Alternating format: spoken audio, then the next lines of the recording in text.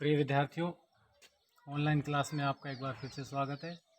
भारत के संविधान की विशेषताएं, जैसा कि मैंने पहले ही बताया, इस पाठ में बहुत ज़्यादा हैं, उन्हीं को आगे बढ़ा रहे हैं। कल हमने देखा था कि भारत के संविधान में किस प्रकार से संघात्मक और एकात्मक तत्वों का मिश्रण है। आज अगली विशेषता, स्वतंत्र न्यायपालिका। भारत के संविधान निर्माताओं ने इस बात को स्पष्ट करने के लिए कि संविधान की रक्षा हो सके, नागरिकों के मूल अधिकारों की सुरक्षा हो सके, इसलिए न्यायपालिका को स्वतंत्रता प्रदान की है।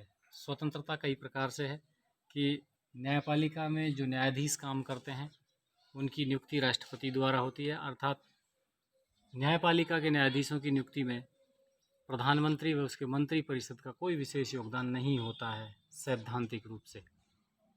इसके अतिरिक्त यहाँ एक बात और करेंगे हम कि राष्ट्रपति के द्वारा न्यायाधीशों की नियुक्ति होती है। जब तक न्यायाधीश अपने पद पर रहते हैं तब तक उनके आचरण के विरुद्ध भारत की संसद में किसी भी प्रकार का कोई प्रश्न नहीं उठाया जा सकता है। उनके जो अधिकार होते हैं, वेतन भत्ते होते हैं, उसमें किसी प्रकार की कोई कटौती नहीं की जा सकती है। और भारत की जो न्यायपालिका है उसको खुद को अपने द्वारा दिए गए निर्णय या दिए गए आदेश की अगर कोई व्यक्ति या संस्था या समूह पालना नहीं करता है तो उसे दंडित करने का अधिकार है। इस तरीके से भारत की न्यायपालिका को स्वतंत्रता दी गई है। ये भी भारत के संविधान की एक विशेषता है। उसके बाद हम बात करेंगे कठोरता व लचीलेपन का मिश्रण।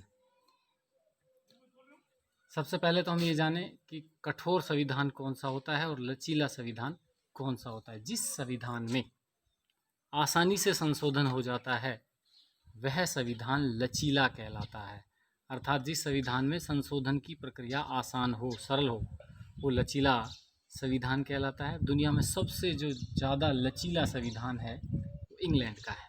अलिखित संविधान है।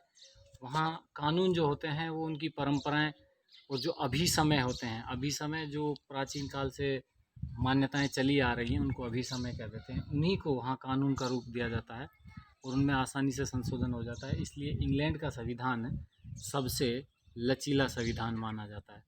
कठोर संविधान इसके ठीक विपरीत हो जाएगा। वह संविधान जिसमें आसानी से संशोधन नहीं होता है, अर्थात जिसमें संशोधन की प्रक्रिया बेहद जटिल होती है, वो कठोर संविधान कहलाता है। अमेरिका का जो संविधान है वो विश्व का सबसे छोटा संविधान होते हुए भी सबसे कठोर संविधान माना जाता है। भारत के संविधान में संशोधन की प्रक्रिया जो है उसका उल्लेख अनुच्छेद 368 में किया गया है। ध्यान रखना, सीधा सीधा आधा नंबर का एक नंबर का प्रश्न पूछा जा सकता है ये कि भारत के संविधान के किस अनुच्छेद में संविधान संशोधन की प्रक्रिया का उल्लेख है। उत्तर देंगे अनुच्छेद 368।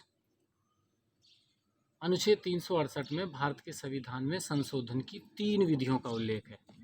ये भी क्लियर कर देंगे कि संविधान में संशोधन की 3 विधियों का उल्लेख है। ये जो 3 विधियां हैं उसको हम एक को साधारण बहुमत कहते हैं, 2 और 3 को विशेष बहुमत कहते हैं। यहाँ साधारण बहुमत में जो पहली विधि का हम बात करेंगे, भारत के संविधान के ज़्यादातर अनुच्छेद ऐसे हैं जिनमें संशोधन करने के लिए संसद के दोनों सदनों की कुल सदस्य संख्या के केवल साधारण बहुमत की आवश्यकता होती है। ध्यान रखना, दोनों सदनों का अलग अलग साधारण बहुमत चाहिए। लोकसभा में अलग साधारण बहुमत चाहिए और राज्यसभा में अलग साधारण बहुमत चाहिए। मैंने यहाँ साधारण बहुमत के लिए एक सूत्र के रूप में यहाँ नोट कर दिया है। नोट, साधारण बहुमत बराबर कुल सदस्य संख्या बटा 2 प्लस 1 कम से कम।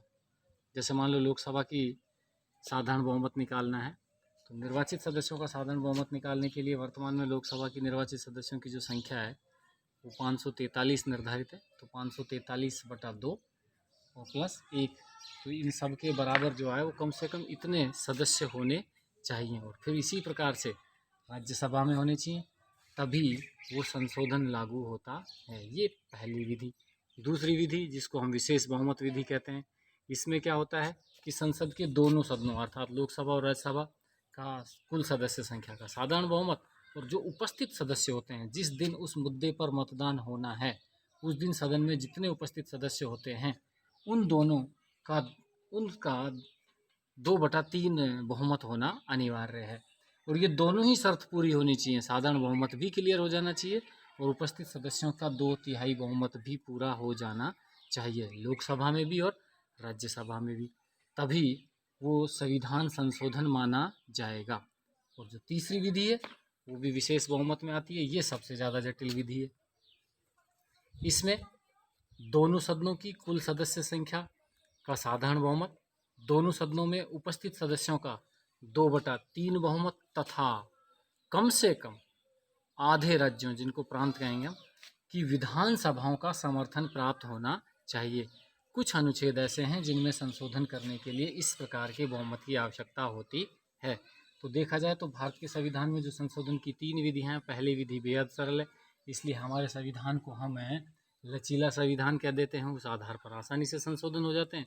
और विधि नंबर 2 और स्पेशली विधि नंबर जो 3 है वो सबसे ज़्यादा कठोर है, इस कारण से हम अपने संविधान को कठोर संविधान भी कह देते हैं।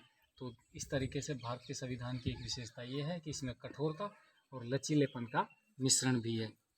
विद्यार्थियों, अलग से ये प्रश्न पूछा जा सकता है, कठोर संविधान किसे कहते हैं, लचीला संविधान किसे कहते हैं, तो इनका उत्तर आप अलग अलग दोगे।